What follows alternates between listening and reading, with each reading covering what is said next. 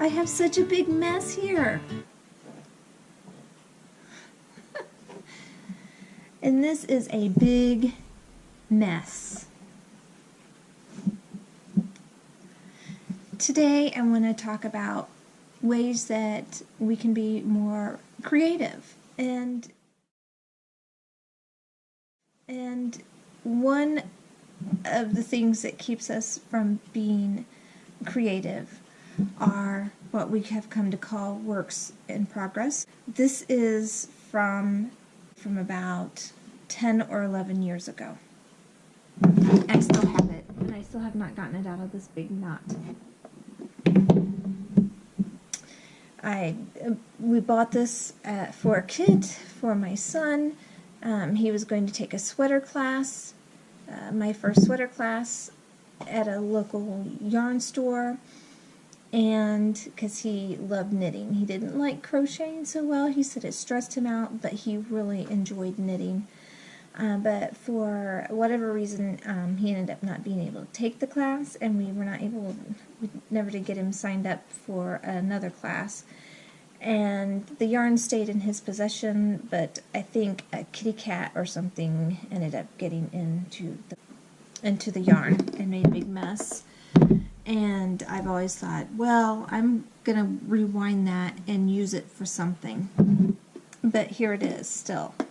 One of the articles that I'll be referencing today is from Pick the Brain, and it was written by Ali Luke. So one of the things is we often joke around in the knitting circles or the crochet circles about the works in progress.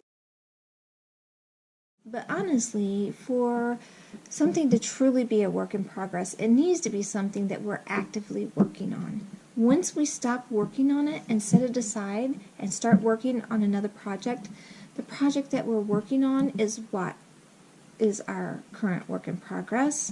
What we have set aside is now an unfinished project, and it is no longer the works in progress. And there may be many reasons why these become UFs, or unfinished projects. And that may be because things in life happen. It may be because we lose interest. We may find that it's some skills that we haven't yet developed, and we're trying to develop them, and then we're going to come back to that project. But all of these things, I'm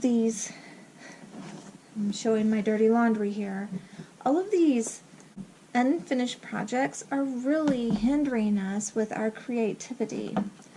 And then when we go back to these unfinished projects, we may have forgotten where we were, what we were working on, they may become what we like to call a UFO, an unidentified object, which some of these are. These are some squares that I was working on a project for my grandmother before she passed away. I have some tips for what we can do with these unfinished projects. This one I've decided I'm going to salvage what I can of it, and instead of finishing it the way we were going to, I think I'm just going to make a pillow out of it, and then it's still going to be like a little keepsake, because I knew that I was making this for my grandmother, and she would have loved it.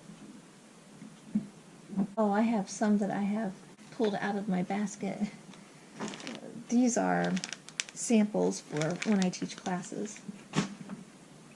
This is a shawl that I was working on, and I wanted it to be bigger, and I ran out of yarn. Something that I have learned over the years is to buy more than enough yarn, because we can always return what's left over or use it for a smaller project, but sometimes it's hard to go back and find the yarn that we need, especially if we don't find the right color lot, or if they're no longer making that colorway anymore. So we have 3 options for our unfinished projects. We can ditch it completely and consider it a dead project, according to Ali Luke. Or we can salvage what we can, like I'm going to do with these squares that I've made, started making my grandmother. I was going to make her a little lap blanket. Ditch it because we've lost interest or we just simply do not have time. What we can do is the materials, because I am a guilty crafter of keeping supplies around that I haven't used in years, and it's just kind of sitting there waiting, like, oh, I might need that for a project someday. But I also lean more towards minimalism. So what I have been doing lately is going through some of my old craft supplies and either passing them along to somebody else or donating them. Some of them I've been able to sell because they were still in really good shape. We can use Marie Kahn method with our creativity, with our craft supplies. It can really help us a lot because, let's face it, we get clogged up creatively if we have a lot of stuff cluttering up our creative flow. We can look at it as like clogged arteries. The creativity isn't going to flow as well if we're all clogged up with all of this excess stuff that we really don't need. I think it's accepting, okay, I didn't finish this project for whatever reason. While, it brought me some joy while buying the stuff and thinking about what I was going to make. But for whatever reason, it ended up being a project that I didn't finish. Maybe I didn't enjoy it as much as I thought I would, but I did enjoy buying the products. So I did get some joy out of the process. Maybe I even had some joy thinking about what I would make. We can give the materials away, we can resell them, we can donate them or return them or recycle them to use them in another project that we know we're going to make. Not something that's going to end up sitting in our little storage dishes or in a corner for the next decade. Or we can finish it. Some projects we really need to finish, especially if it is like an assignment for work or for school. If we're writing something and it isn't really giving us that much pleasure, but we know we have to turn it in to get that grade, we just need to finish it and figure out what's going to help us to finish it. And some of the things that can help us is if we break the project into smaller sections. I'm working on some arm warmers. Not had a lot of free time, so I split them up in sections. Like I've worked on the cuff, like 2 sections. I did that, and I took notes where I left off and where I would restart. Sometimes I use stickies, sometimes I have a journal that I keep track in, or sometimes I'll write on the pattern in pencil so that I can erase it. And then I did the palm in one section, and then I will do the thumb in the next section. So if we break it up. I also have an Afghan that I'm working on for one of my sons, and I've noticed that sometimes I sit it down and it becomes an unfinished project instead of a work in progress. Sometimes there's like weeks at a time that goes by before I can work on it. So what I've done is I started setting a goal for myself is maybe I'll knit a row or purl a row because it's a flat project, so I do knit one side and then have to end up purling the back. If I could do a roll in evening or a row every other day, but setting little milestones and breaking the project up.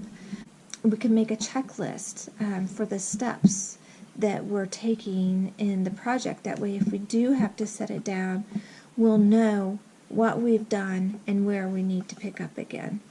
And then setting a deadline for when you're going to get something done.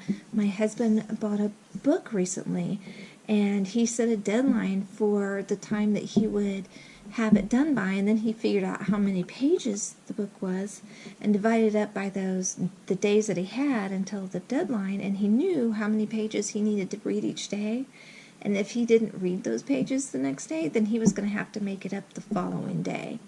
So those are just some little tips to help the creativity flow. One of the projects that I worked on and I sat down and I've never come back to was this shawl. And I have just decided that I just need to start over and either remake what I've done because I do not know where I left off, or just make something else. And I still have the yarn, it's still salvageable, and I just have to acknowledge that whatever progress I made on it is dead. So I'm winding it up, and we'll start a new project with it and enjoy it just as much. I enjoy the time that I did have when I was working on it. I was actually working on it in the car while my husband was chauffeuring me on a yarn crawl. Probably not the best time to start a project because I didn't take notes. But hopefully these tips will help you and you will be able to get your creative flow going. Until next time, see you later. Shalom.